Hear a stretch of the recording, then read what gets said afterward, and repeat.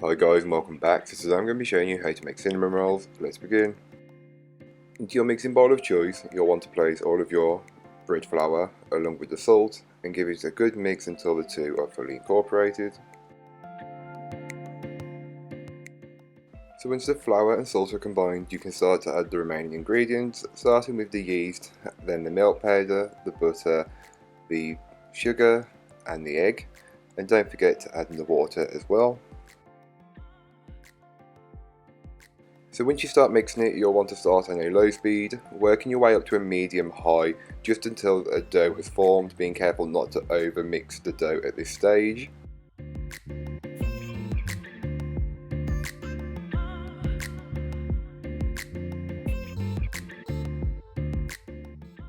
Once your dough has formed, you'll want to flour your surface with some bread flour, and then just place the dough onto the surface and just knead it until it's smooth and elasticated. It may take a minute or a couple of minutes, just keep it going until it's smooth and elastic.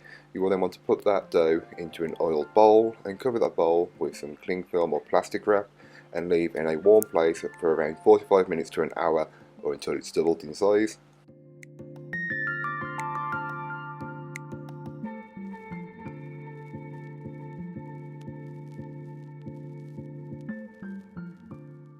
So to make the cinnamon filling is really easy. Get yourself a mixing bowl, place in the butter, the light brown sugar and the cinnamon and mix them all together until they are very well combined.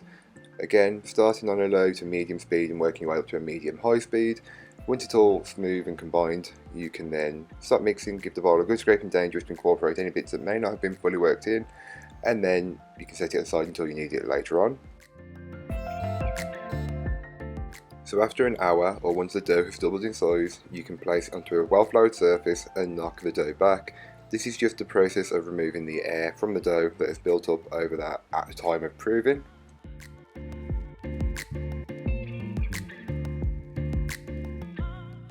So once the dough has been knocked back, you can then get ready and start to roll the dough out. I will leave the dimensions that you will need to use in the blog post, which will be linked down below. When you're rolling out the dough, it will resist and start shrinking back. This is completely normal and shows that the gluten has formed.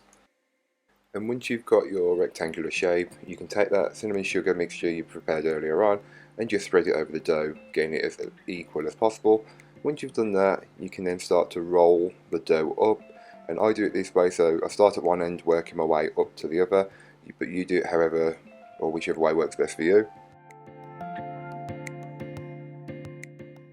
So once you've got your dough rolled, you'll want to cut it into 1-inch increments and then just put them aside until you're going to put them on the tray in a couple of minutes. Once you do that, you can put them into your on a tray.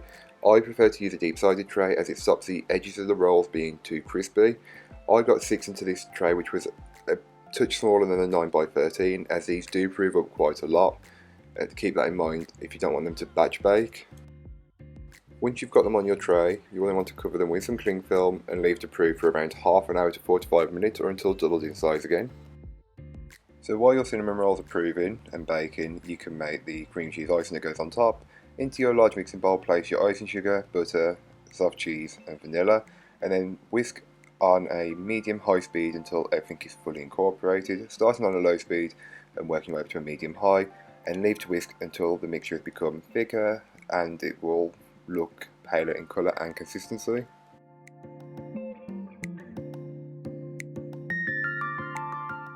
So once the cinnamon rolls are fully baked and are almost completely cooled, you can start to put your cream cheese icing on top. They should still be a little bit warm, as this just helps the cream cheese to melt in, and that's just how I like to do mine, but if you want to let yours cool completely, then you do that. I just added a small amount onto each cinnamon roll, just spread it out, but ended up adding more later on, as I do like more cream cheese icing on top rather than somebody being stingy with it.